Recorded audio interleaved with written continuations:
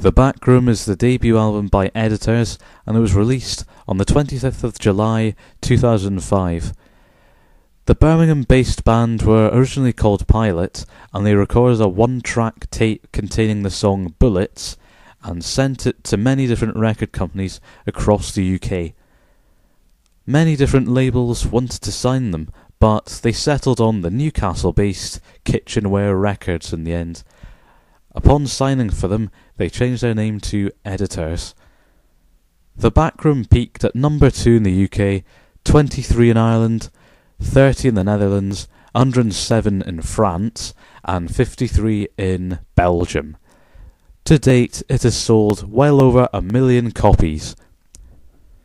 Reviews were extremely positive due to the album's ambience, themes, and replay value. It was frequently compared to Interpol's debut, Turn on the Bright Lights. The production of The Backroom was handled by Jim Abyss of Kitchenware Records and has a decidedly clean and polished sound, which is very nice and modern. Drummer Edward Lay is absolutely fantastic on this album because he plays incredibly fast grooves which rarely let up. Bassist Russell Leach is also top-notch, and his chilling bass lines are quite reminiscent of Peter Hook's best ones from his Joy Division days. Guitarists Chris Urbanovich and Tom Smith have great chemistry, and while their work on this album isn't especially flamboyant, it's still hard-hitting and memorable. Tom Smith also provides vocals, and while he's yet another Ian Curtis impersonator, there were a lot of them at the time, in my opinion he is the best Ian Curtis impersonator. This is because he demonstrates a lot more range than his fellow Ian Curtis impersonators. Music videos for the tracks Bullets, All Sparks, Munich and Blood were made, and they're all pretty unspectacular. Most of them just feature the band playing in some sort of boring set. I don't want to talk about them. In conclusion, The Backroom is pretty good. It's not one of my favourite albums, but I do recommend it wholeheartedly if you've never heard it before. While it is as dark and as gloomy as you'd expect an album with this cover and this title to be, it's also genuinely warm and optimistic in places, and has a lush, sparkling sound that's very nice on your ears. The Backroom also has fine hooks that really shine due to the combination of wailing guitars, pounding drums and baritone vocals.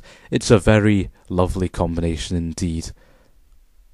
There are also some softer, slower songs that improve the album's pacing significantly, like the murky Fall, the hopeful Open Your Arms, and my favourite song from the record, Camera, which features so little instrumentation, yet the beautiful vocal melody carries it through with no trouble. If there's one problem with the album, it's the originality. There ain't much of it. Joy Division, Echo and the Bunnymen, the Chameleons, and Interpol did this sort of music way before Editors tried their hand at it.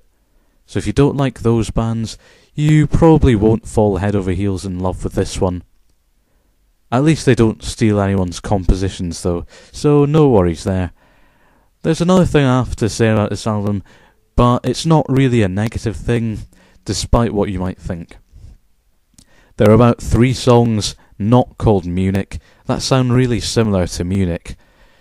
You were probably expecting me to spit venom all over the Editors for this, but I'm not going to do that. First of all, Munich is a marvellous song, and for them to make 3 more songs that are as good as Munich, instead of resorting to boring filler material, yeah, it's fine with me. My sympathy would definitely crumble though if all 11 songs sounded like Munich. That sort of thing is just unacceptable. Secondly, the other 7 songs are not only different to Munich, but completely different to each other. So there is plenty of diversity on this album. In conclusion, I do recommend The Backroom. Their second album, The End Has a Start, is also good, but stay away from the other two, and I think you'll be fine.